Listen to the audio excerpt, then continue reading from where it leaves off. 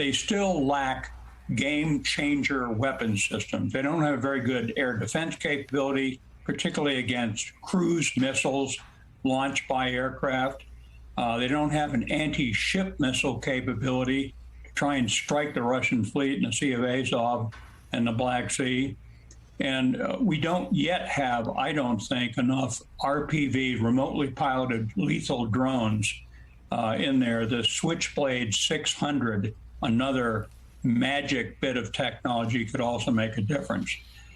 So I think the Ukrainians are doing very well. But look, there is zero possibility of Putin saying to his generals, okay, back out of here, unravel the mess you've made.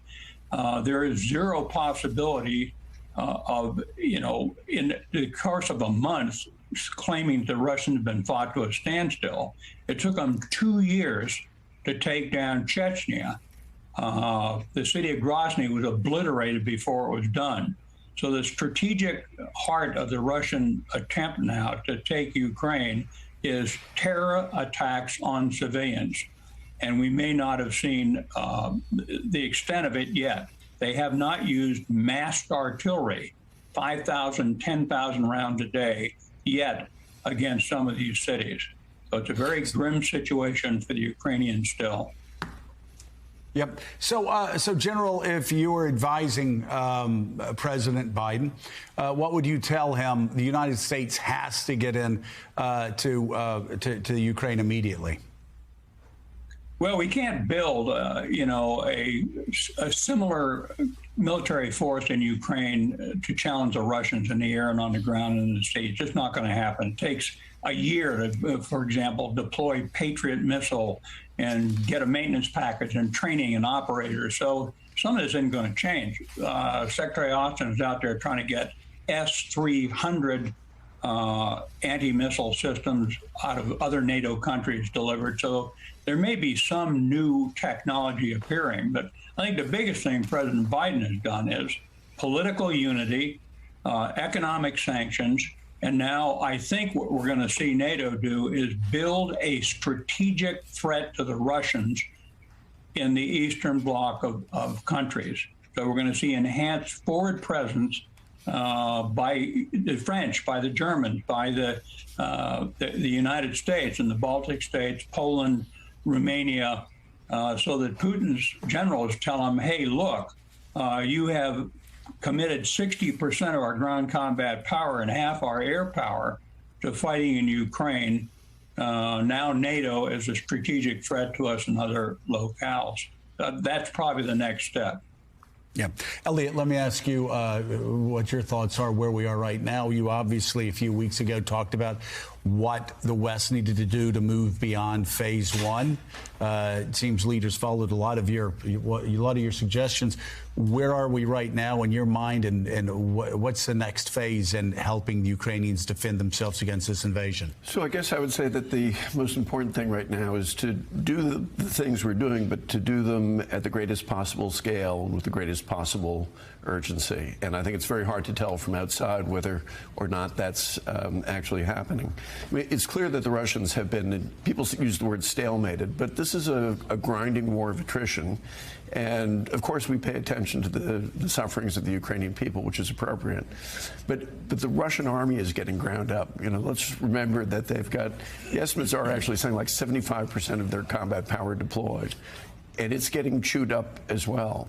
So it's still going to be more dynamic, I think, than people think it could be. But the main thing, I think, is just continue to pour in the aid, pour on the sanctions, as General McCaffrey said. What you're saying is it is a humanitarian disaster for the Ukrainian people. It is a military disaster for the Russian nation. It's more than a military disaster for the Russian nation, because I think what you're seeing now are things that will reduce Russia to being basically a third-rate power. I'm not just talking about the sanctions. I'm talking about the things like literally hundreds of thousands of technically skilled Russians fleeing their country because they don't want to be part of this. Heidi, President Putin obviously is frustrated by the way this war has gone. I think he thought it'd be a quick victory. He's increasingly isolated if you read reports and listen to the Pentagon's intelligence, which leads to the question of what he may do next to win this war, whatever winning it looks like in his eyes. What do you expect as this sort of slog continues from him, as Ukrainians begin to take back now some ground far from what President Putin expected, as some of the generals, current and former, speak out publicly in Russia against this war, something we probably would not have expected a couple of weeks ago? What do you expect to see next from him? So I think one of the areas that where we haven't seen the ball drop yet is on cyber. And you've had a lot of telegraphing from the White House that companies should be prepared, that we should make sure that our defenses for any kind of a cyber intrusion are fully functional. As a friend of mine is like, people save your work. Right. It's like time to make sure that you're all prepared for the ball that hasn't dropped. Well, and there's two questions to that. Number one, a lot of companies are still invested in Russia, are still doing work in a lot of companies, and I wonder how easy it is to sort of a lot of them, it's not so easy to extract themselves for whatever reasons, and then the impact this conflict is having on economies around the world.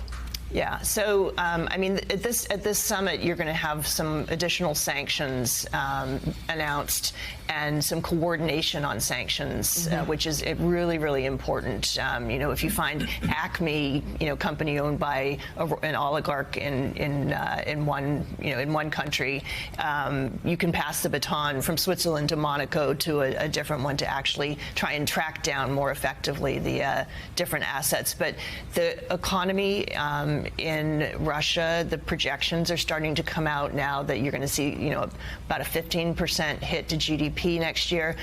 Part of that is the brain drain that was just referred to. Part of it is that you've seen a number of companies like the Boeing and Airbus. You've seen the major oil servicing companies. You've got a lot of old wells in Russia that need to have those servicing companies there. The companies that are still operating on the ground are getting enormous pressure from their shareholders right now.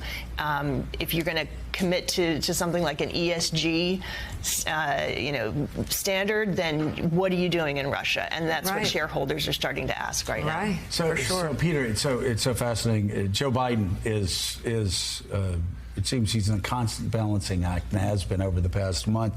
At the beginning, only 26% of Americans wanted the United States involved in a significant way. Now the numbers have shot up, and the majority want a no-fly zone, which of course most military people believe could start World War III. But it's the same with Europe, same with NATO partners. Many of them may want to hold back, but you look at those countries on the front line. They want the United States to do more. They want to send the MiGs. Right. You look at Estonia and Latvia, Lithuania. They want more troops. It really is a balancing act for Joe Biden. Whether domestically, he's never doing enough at home, or in Europe, where he's being pulled in both directions. Well, it is because he's trying, of course, to both keep the alliance together, to make a political statement, to resupply the Ukrainians as best he can without going so far as a triple wire that we don't know where it is that would get us into an escalatory phase with Russia, right? Does Russia get to the point where we have pressed them so much economically and militarily that they feel the need to lash out at NATO allies in a way that would get us to that World War III scenario? It's still a nuclear-powered, superpower, and no matter how badly they're doing in Ukraine, can do an awful lot of damage to us and to our allies if we were to go too far. So Biden, I think, is looking at that and trying to figure out what's the right balance, as you say, to avoid getting too far down that escalatory chain. And what's he going to say when he speaks before the NATO Yeah, a couple of things. One, obviously, is to celebrate and reunify, re-establish the unity that NATO has demonstrated in the face of Russian aggression. That's something that did, I think, surprise Vladimir Putin. He did think that NATO was in a position of weakness at this moment. We had just had this disastrous exit from Afghanistan. The Germans had a new chancellor. The French are having an election. Boris Johnson is weak. He thought he could divide the alliance after 4 years of Trump fraying away at the ties between us and Europe. And that didn't happen. In fact, it brought the alliance together in a way it hadn't been in many, many years. He's going to celebrate that and reunify that, or reinforce that. The second thing he's going to talk about, of course, are more economic sanctions, more.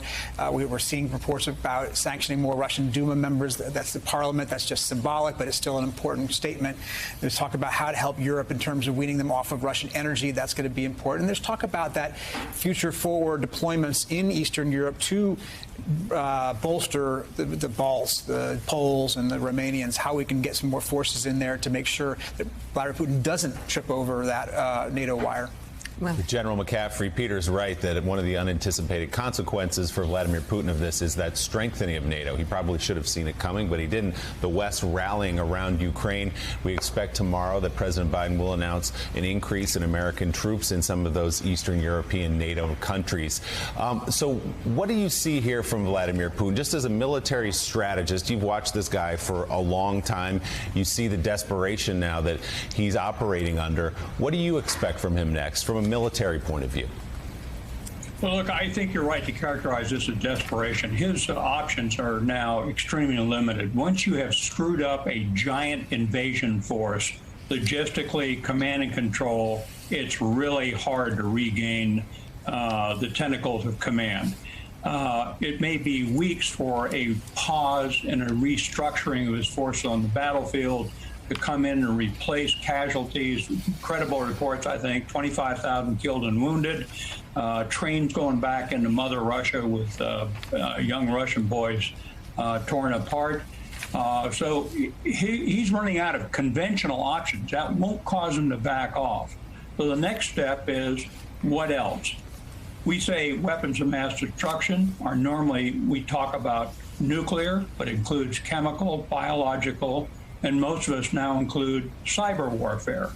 If he goes to cyber, the escalation may be catastrophic on both sides. We have an enormous, in concert with the Brits, offensive cyber capability, which would be brought to bear on the Russians.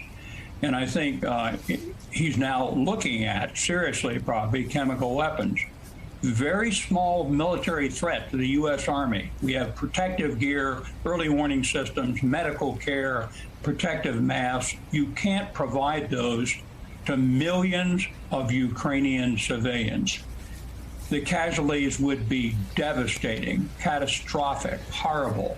My guess is if he goes that route, he will trigger the political impetus to bring NATO into the war to his own harm. So we're at a very crucial point. He's not backing off. And by the way, 50% of these Russian soldiers don't have frostbite. There's a lot of nonsense floating around out there also.